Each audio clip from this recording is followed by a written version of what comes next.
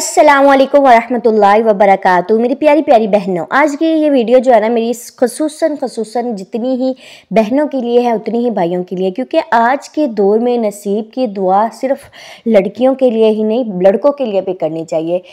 आजकल मैंने देखा है मेरे माशरे में, हमारे इर्द गिर्द के माहौल में जितना मुश्किल लड़कियों के लिए रिश्ता ढूंढना है, उनके नसीब का बेहतर और बेहतरीन होना मुश्किल है, उतना ही लड़कों की ज़िंदगी का भी आगे जो है नसीब सिर्फ शादी पे नहीं लिखा होता, नसीब लिखा होता है आपके आने वाले फ्यूचर डेज कैसे गुजरेंगे कैसे नहीं, इस सब पे डिपेंड करता है। और जितनी लड़कियों की टेंशन है उतनी ही हमें जो है लड़कों की भी टेंशन लेनी चाहिए माँ बाप को, कि हमारे बेटों के भी नसीब अच्छे हों, क्योंकि घर सिर्फ एक बंदे से एक लड़की से नहीं बनता, लड़कों से भी बनता है। तो वीडियो जो है मेरी बहुत ही ख़ास है आज की, आप लोगों को आई होप सो कि पसंद आएगी इंशाल्लाह। अच्छा, अपनी ज़िंदगी में रुकावट, बदनसीबी या रिश्तों में मुश्किलात महसूस कर रहे हैं। रुकावट अब जॉब में लड़कों को हो सकती है, लड़कियों को भी हो सकती है। जहाँ पर लड़कियों को 25% हमारे माशरे में ना लड़कियों को ज़्यादा फोकियत दी जाती है जॉब के लिए, जैसे कि बैंक में जॉब होगी लड़की को दी जाए, मार्ट में जॉब होगी तो लड़की को दी जाए, रिसेप्शन पे जॉब होगी तो लड़की को ज़्यादा फोकियत होती है। तो इसलिए इस हिसाब से मैं देख रही हूँ कि लड़कों के लिए भी उतना ही बेस्ट है। 25% जो है लड़कियों के लिए जॉब मुश्किल होगी, बट लड़कों के लिए 75% जॉब मुश्किल है, क्योंकि लड़की कमाए ना कमाए तो भी चल जाता है, और बट लड़के का कमाना जो है ना वो 100 में से 100% है कि लड़का ज़रूर ही कमाता हो।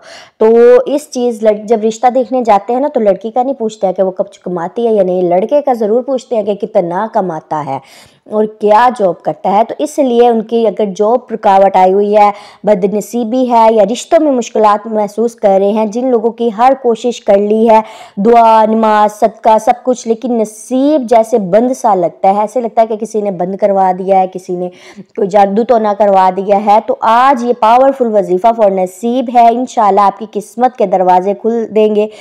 बस यकीन के साथ अमल करना है, अल्लाह के कलाम में बरकत है और अल्लाह के लिए कुछ भी मुश्किल नहीं है। बेशक ये इंसानों के लिए मुश्किल होगा, बट अल्लाह के लिए कुछ भी मुश्किल नहीं है। ये बात हमेशा अपने माइंड में रखा करें। देखिए, नसीब सिर्फ एक लफ्ज़ नहीं है, ये अल्लाह ताला का लिखा हुआ तकदीर का हिस्सा है। लेकिन कुरान हमें ये भी बताता है कि दुआ और अमल से तकदीर तक बदल जाती है। अच्छा, मैं कहती हूँ अब ये बात है ना कि नसीब का लिखा मिल के रहता है, बट अगर हम लोग घर में बैठ के सिर्फ दुआ ही करते रहेंगे, जाके मेहनत मुशक्क़त नहीं करेंगे, कोई काम नहीं करेंगे, तो क्या हमारे पास पैसे आ जाएंगे? मुझे इस बात का जवाब आप लोगों ने कमेंट सेक्शन में ज़रूर बताना है।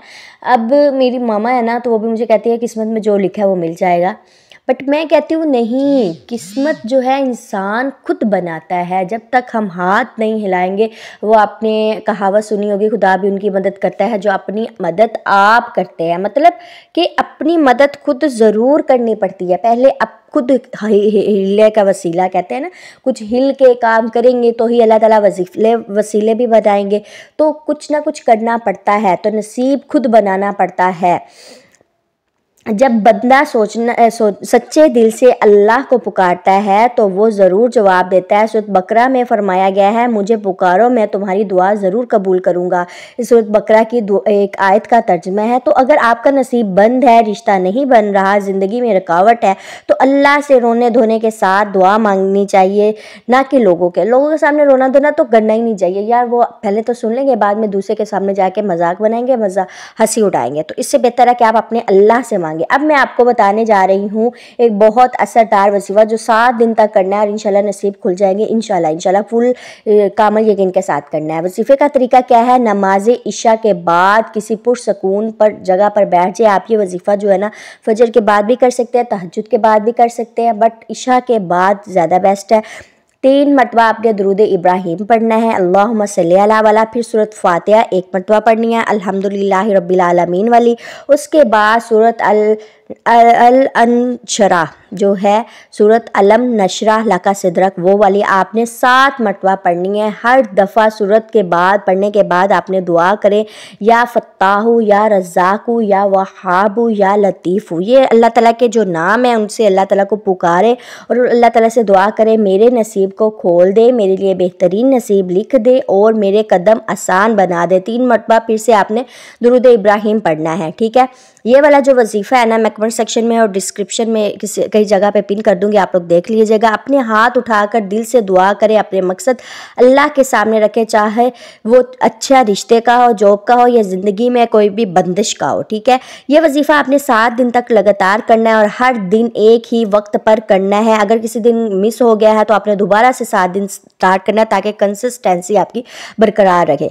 अच्छा, वजीफ़े के दौरान हराम चीज़ों से दूर रखना है, नमाज की पाबंदी ज़रूरी है। बिना नमाज के कोई भी अमल जो है ना वो मुकम्मल नहीं होता। हर दिन सुबह उठकर बिस्मिल्लाहिर्रहमानिर्रहीम जो है 21 मरतबा ज़रूर पढ़े। किसी से झगड़ा, गुस्सा या गुनाह से बचे, क्योंकि गुनाह नसीब को जो है ना वो रोक देता है। बहुत ज़्यादा हाथ होता है, हमारे गुनाहों का इस्तग़फ़ार बहुत ज़्यादा किया करें। अच्छा, अल्लाह नूर है आसमानों और ज़मीन का, तो अगर आप दिल से अल्लाह के नूर की तरफ रुजू होंगे तो आपके नसीब में भी रोशनी भर दी जाएगी। ये जो है सूरत नूर की एक आयत का तर्जमा है। बस यही बातें हैं जो आपको समझाने वाली थी। तो मिलते हैं नेक्स्ट व्लॉग में। आई होप सो कि वजीफ़ा अच्छी तरह आपको समझ आ गया हो। फिर भी कोई क्वेश्चन हो तो कमेंट सेक्शन